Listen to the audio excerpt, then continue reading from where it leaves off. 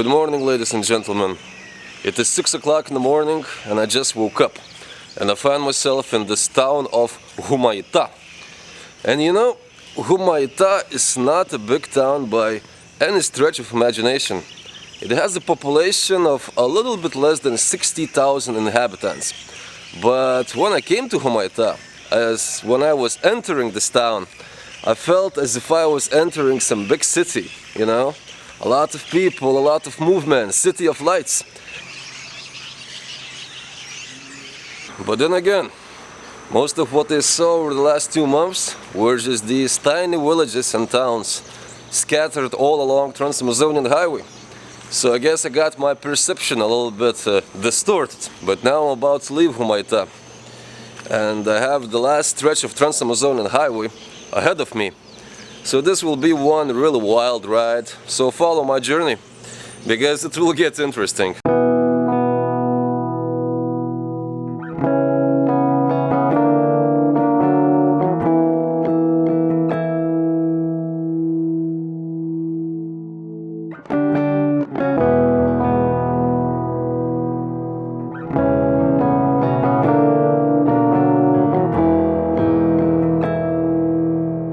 Completely unexpected thing happened, and I met another bikepacker from Brazil, from São Paulo, Mr. Marcos. Quanto tempo você está na rua? Desde 1996. Já pedalei por 24 países. Ok. E meu país, Brasil, seja bem-vindo.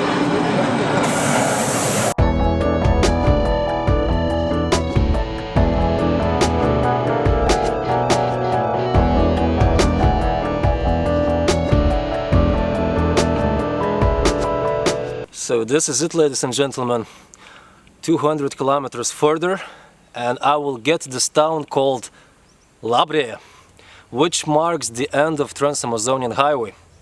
And 200 kilometers, it doesn't sound like much. And on a good road, with a good bicycle, I think I could make 200k in a single day. But this is not a good road we're talking about. This is Trans-Amazonian Highway. And my bicycle is falling apart, so it will take me some time. Cherry on the cake, rainy season is coming, so it's only rain on the forecast. So at any point of this ride, I just might end up stranded somewhere in the jungle. But that's the adventure, huh? And by the way, this is completely fascinating crossroad, because further down there is where I'm heading now. This is the last stretch of Trans-Amazonian Highway. And further down there is road to Manaus. Manaus is a giant city in the middle of Amazon rainforest. I think it has roughly 2 million inhabitants. It's right at the shore of Amazon River. So very likely, once I'm done with Trans-Amazonian Highway, I will cycle back to this crossroad and I will start pedaling my way to Manaus. Because that was my plan, even though rainy season is coming and it might get very, very tricky. But, you know, cycling across the Amazon and not visiting Manaus it just doesn't sound right, you know, it just doesn't sound correct, if that makes any sense to you. Now this gentleman that I met this morning, Mr. Marcos from São Paulo, well, he was heading to Manaus and we were cycling together quite a bit, and apparently he's some sort of a ex-military guy. And in his 30s, he just started cycling, and he's cycling ever since. And he must be in his mid-50s, maybe 60s. I think he's like 58, I don't remember his age. Anyway, so we were cycling together and we were talking, and he said, okay man, you seem to be cool. So he decided to join me for a while, and it's pretty cool. I mean, this was one lonesome journey, and it's quite nice to have some companion, at least for some time, around me. He said he wants to do some fishing with me, and he also wants to catch some snakes with me, so we will see how this will play out.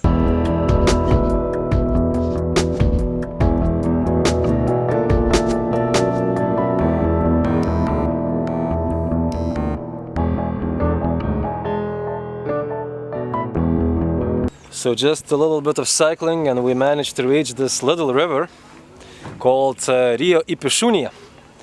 And I was told about this river back in Humaita People told me that it's very beautiful, and a lot of people come over here to do some camping and some fishing. So I think tonight we'll be staying here. And actually on the other side of the river, on the other shore, there is some place for camping, like specific area.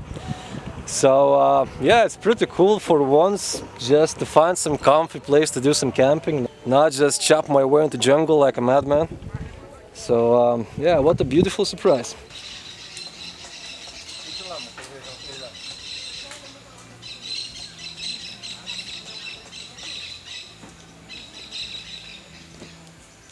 So Mr. Marcus is cooking something. I'm just walking around like a gringo and doing my thing.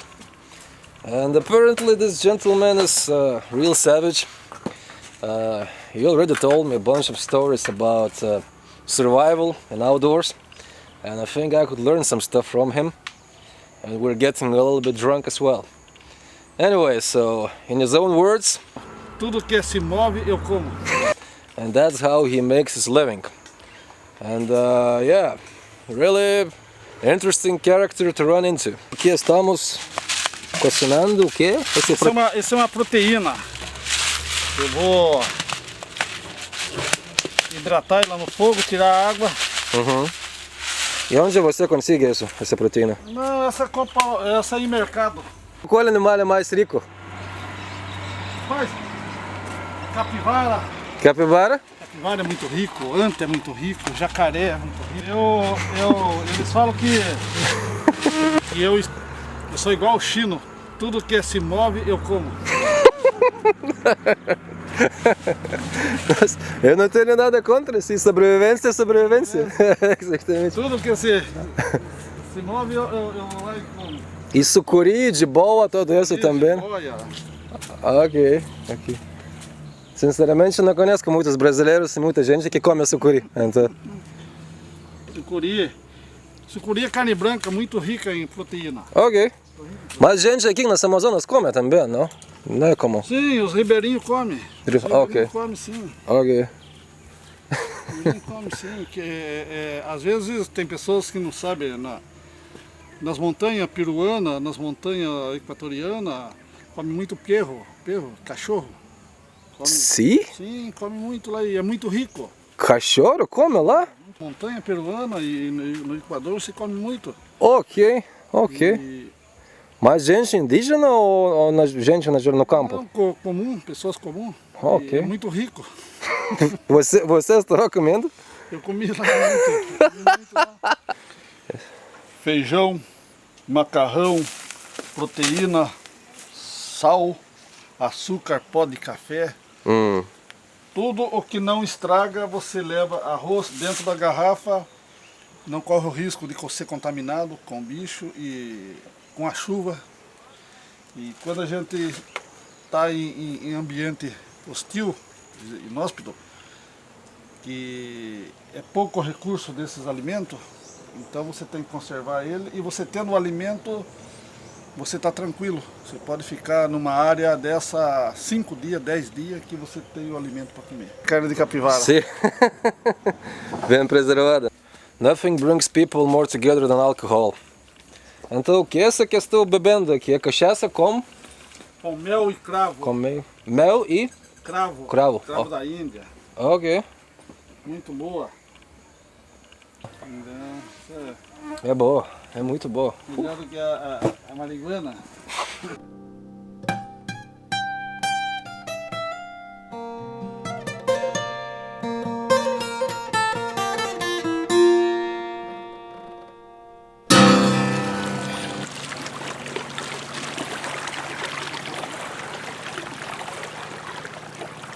So I remember that some of you asked me in the comment section, why am I not fishing?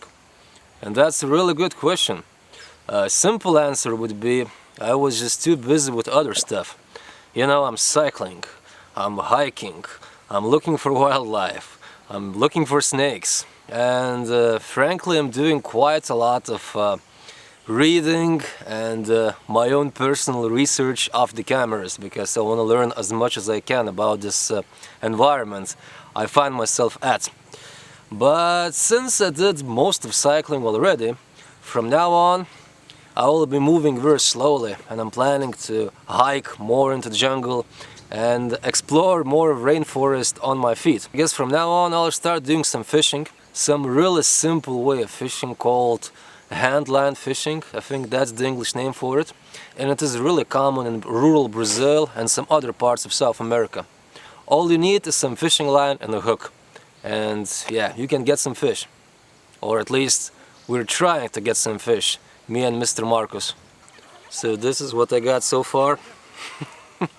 Very humble, but you know, beginning is always humble.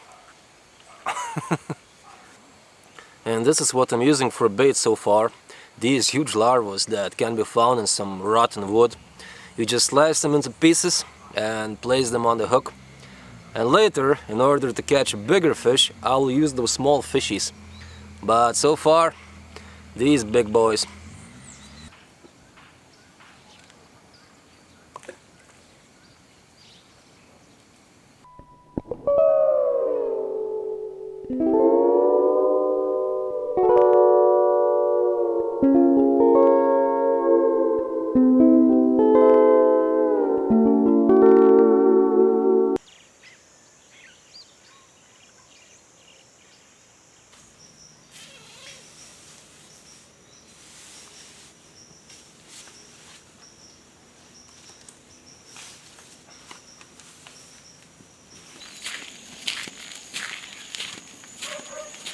Good morning. So last night I went out to look for some snakes, but then it started to rain, so I had to run back into the camp. And it was raining all night long, and with lightning and thunder and all those beautiful extras. And frankly, I slept like a baby. And now I'm heading to the other shore of this river, because there is some sort of a restaurant or a posada or something like that, so I could get some water. Mr. Marcus, he drinks water straight from the river. And me myself, I can picture myself doing it, only in least case scenario. Because I had some water poisoning throughout my life. And he did as well, but he still keeps on doing it.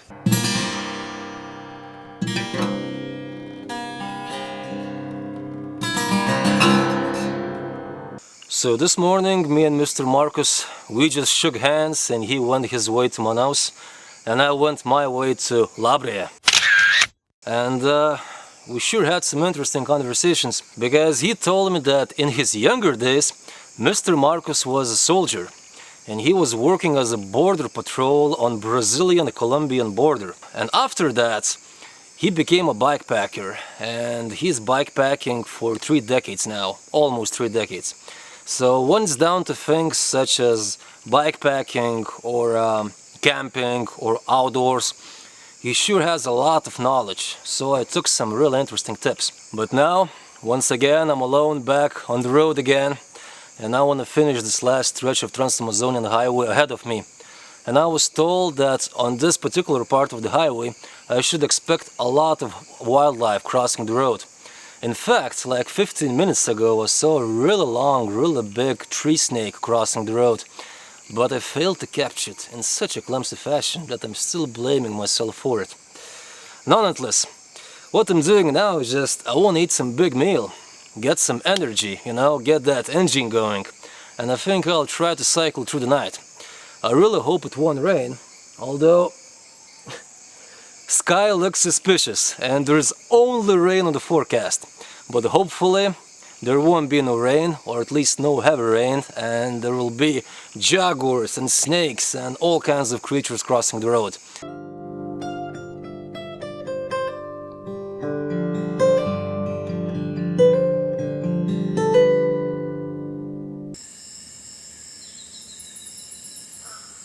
So if you, my friend, one day will end up hiking through the jungle at night, one animal that you will definitely see will be these tarantulas. And there are many species, and these spiders, they come in different shapes and sizes. But rarely I see one as big as this one. And I must confess that my knowledge of spiders is pretty poor. But give me a break. Man is trying. Man is struggling. so I'm not quite sure which species this is precisely. But it's impressive animal nonetheless. And very unfortunately, but I see so many of these creatures crushed on the road. Ugh. Anyway.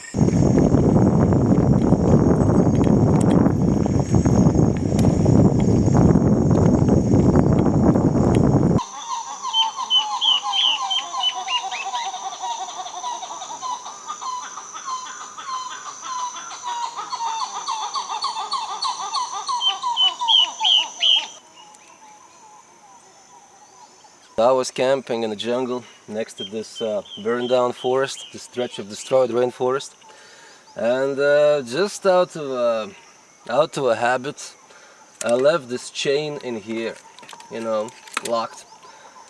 There is like zero chance that anybody could steal my bicycle out here, but yeah, I just placed it for no particular reason. And now the key broke, so I cannot remove the chain anymore. And I'm going desperate. This is desperation.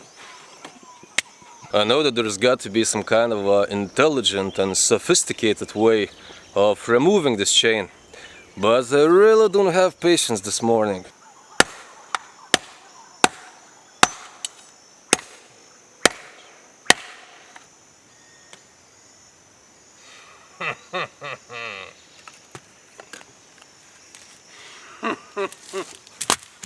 Sometimes barbarian way works just fine.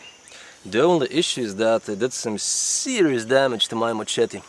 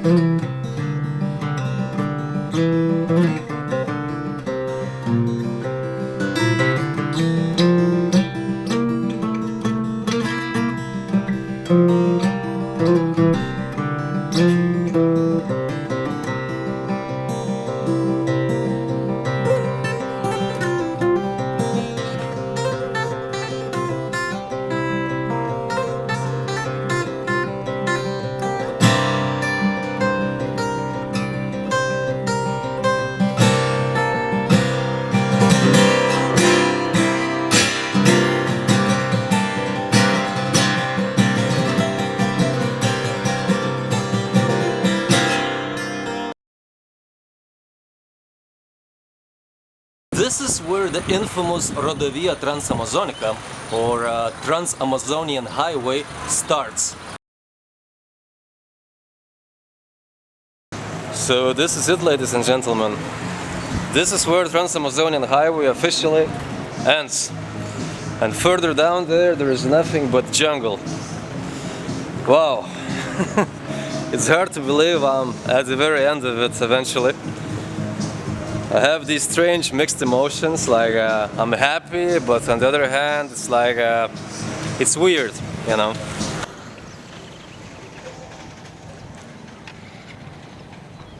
So this project, this ambitious project of Trans-Amazonian Highway, it was never completed.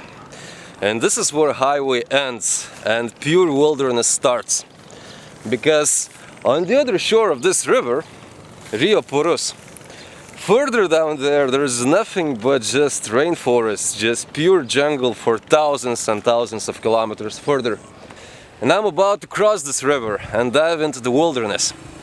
So stay tuned, because soon things will get really interesting and really exciting.